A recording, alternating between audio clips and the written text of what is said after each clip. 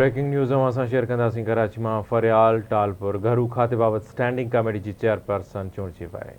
अहम खबर है अवां सां शेयर कंदासीं। जमायत इस्लामी MQM पाकिस्तान तरफ़ा भी फरियाल टालपुर के वोट दिनो वियो। अवां खे अपडेट दे रहा आहियूं। फरियाल टालपुर के चेयरपर्सन चूंडण सां वधीक बहितरी ईंदी। ज़ियाउल हसन लंजार जो अहिड़ो चवणु आहे। अवां खे अपडेट दे रहा आहियूं। असां सभु गॾिजी घरू खाते के मामलनि में बहितरीअ लाइ कमु कंदासीं। अहम खबर है एक भेरो ॿीहर अवां सां शेयर कंदासीं। कराची खां फरियाल टालपुर घरू खाते बाबत स्टैंडिंग कमेटी की चेयरपर्सन चूंडिजी वई आहे। अवां खे अपडेट दे रहा आहियूं। ब्रेकिंग न्यूज़ है। गुजरल हुकूमत में मुझो ध्यान अमनो अमाजी सूरत हाल ते हो। फरियाल टालपुर जो अहिड़ो चवणु है।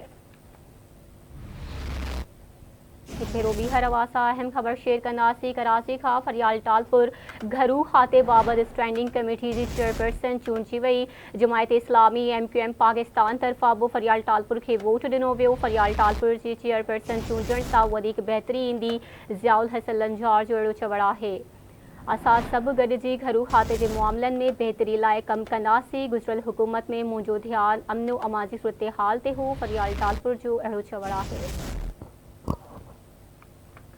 जो नाज़रीन असां ज्वाइन किया है। ब्रेकिंग न्यूज़ है नाज़रीन असां शेयर कंदासीं। PP लेडीज़ विंग की मरकज़ी सदर MPA फरियाल टालपुर घरू खाते बाबत स्टैंडिंग कमेटी की चेयरपर्सन चूंडिजी वई है। जमायत इस्लामी MQM पाकिस्तान भी फरियाल टालपुर के वोट दिनो। फरियाल टालपुर की चेयरपर्सन चूंडण सां वधीक बहितरी ईंदी इहो चवणु आहे सूबाई घरू वज़ीर ज़ियाउल हसन लंजार जो।